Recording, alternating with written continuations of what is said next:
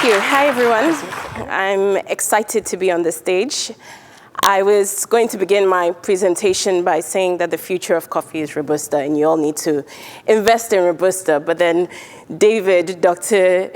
Aaron Davies already told you that that wasn't the case. So I'm not quite sure what I'm going to say up here today. But I think the main point is that there should be room in specialty coffee for all the coffees that we love, be them wild species or be it Robusta in my case. So let's start the conversations on how to make room in specialty coffee for species like Robusta. As Hannah kindly introduced right now, my name is Emi-Beth Aku Quantson, and I'm from Ghana. It's in West Africa, and it's a vibrant, bustling country that is known for its production of cocoa, and also being one of the most hospitable countries on the West African coast. Between us and our neighbors, Ivory Coast, we produce more than 60% of the world's cocoa. So if you've had a bar of chocolate, you've probably already tasted some of the goodness that can come from Ghana. And now we would like to shift those learnings into coffee. The history of Robusta coffee is not entirely documented. But if you would listen to Mr. Fadi, who, as you can see, is a very good storyteller, we were enthralled by his story, the early seedlings of Robusta were brought into Ghana in 1930s by the Germans from our neighboring country, Togo. They were brought into the Volta region, which has the highest mountains, some of the best altitudes, and rolling streams in Ghana. And the people of Leklebi, as you see here, had been planting coffee since the 1930s. They even roasted the coffee in open pans and drank their own coffee. But in 1964 Ghana, the coffee industry was liberalized, and a lot of coffee farmers opted to grow cocoa because there was already market for it. And our coffee industry was neglected. So today I'm going to tell you a bit about my own journey into coffee and how you, as coffee professionals, can also benefit from the changes and shifts in specialty coffee. So being here is a full circle moment for me. I first heard about the SCA through a mentor, through my mentor, Rob, who knew Roger and Carol of Quartermain's Coffee in Bethesda. He approached them to ask them for some tips on how I can avoid some common pitfalls in starting my sustainable coffee company in Ghana. Roger and Carol, in turn, asked him to ask me if I'd heard about the SCA. And the SCA was a good starting point for anybody who wanted to enter coffee. This was in 2014. You see, I'd spent the last 6 years as a chartered accountant and tax consultant in a Big Four accounting firm. And I was looking at how to re-enter coffee.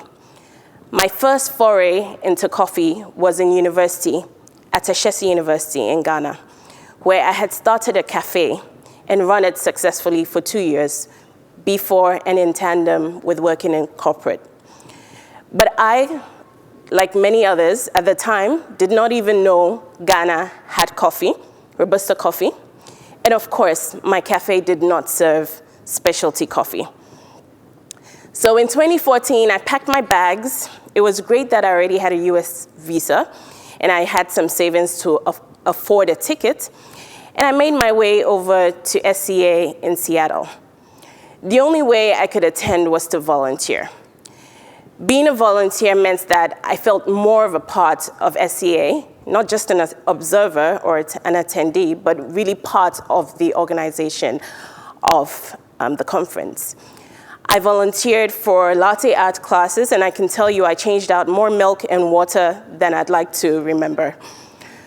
I also got to see cool Starbucks people and visit the Nespresso tent that featured George Clooney. So I was convinced that coffee people were cool people, and this was what I would like to do. So I returned to Ghana and started the PopUp Cafe in the co-working space, Kawa Moka. I started by buying roasted retail coffee on our shelves, noting that most of the coffee on our retail shelves were from countries that didn't even produce coffee. We brewed coffee on our espresso machine. It was quite an investment. And we were able to sell to customers who had bemoaned the lack of filtered coffee in our West African region. In tandem, I also applied for the Coffee Skills program with the SCA. And I was able to start learning more about, brewing and roasting and the like. I also applied for the fellowship program. And yesterday, in the fellows room, it brought back a lot of fond memories, and it reminded me how interconnected our experiences in coffee are and how we need to share more with each other. I then applied for the fellowship program, which was proudly sponsored by S&D Coffee and Tea, now West Rock. And I had the opportunity to visit my first, commercial roasting facility. I was blown away.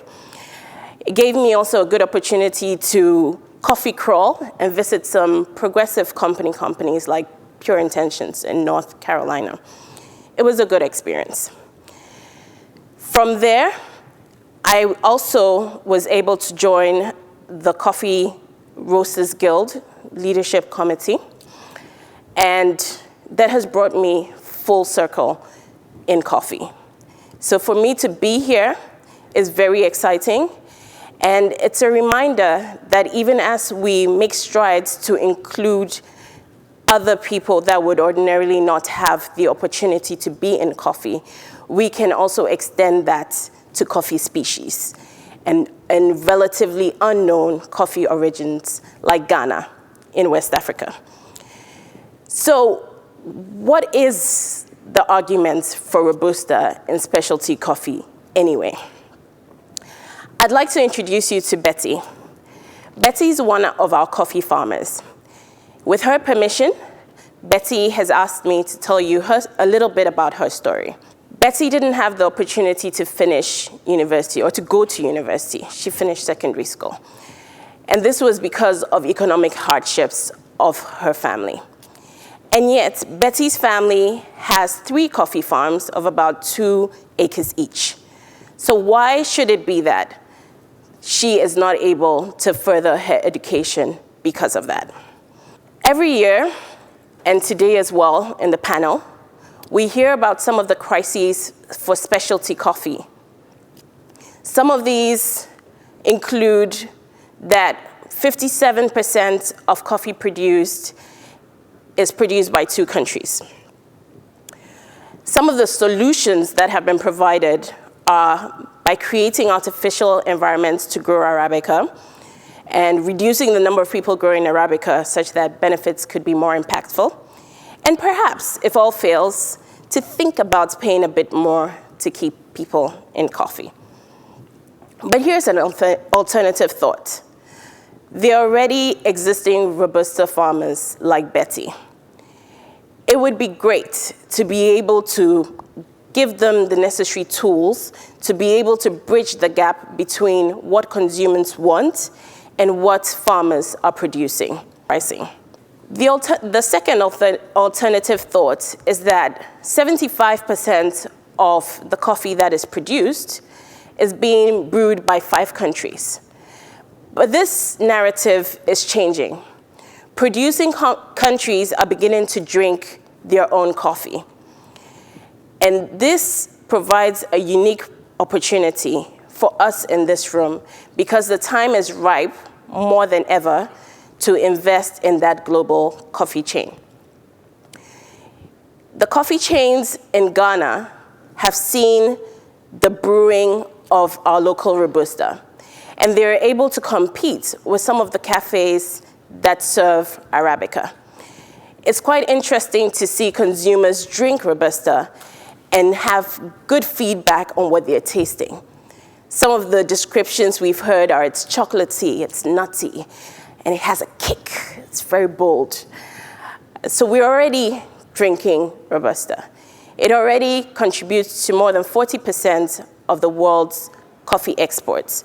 So why don't we spend a little bit more time investing in connecting the gap between the consumers and the producers such that they can also benefit. They already have the arable land for it, and they already have the tools which can help them bridge that gap. You can see here the impact of us drinking our own coffee. You'll find that from 2015 to 2020, the exports of coffee in Ghana have dipped. And that's primarily because the data on coffee from Ghana is based on exports. Between the coffee price and our coffee being consumed locally, you'll find that there's less coffee to grow out. But we still have arable land to produce. So why do I say that the Robusta is the future of coffee? It's a taste we already know. It has flavor notes that are liked and sought after, even if we wouldn't admit it. And there's already arable land and farmers to meet the projected shortfall. So what if I told you that one of the main reasons that Robusta is not accepted in specialty is because of a disconnect between what the consumers want and what the producers are doing? Our good friends at CQI took a sample of our coffee for testing. Note here that there's no coffee lab that is testing Robusta coffee in Ghana. Our samples had to travel overseas to be tested. Imagine our surprise when it came back with a score of 83. Why were we able to achieve this score? Because I, through the SCA programs, had been able to understand coffee defects. I'd been able to understand what a clean cup required and was able to clean those samples for testing. What would happen if this could be done on a large scale?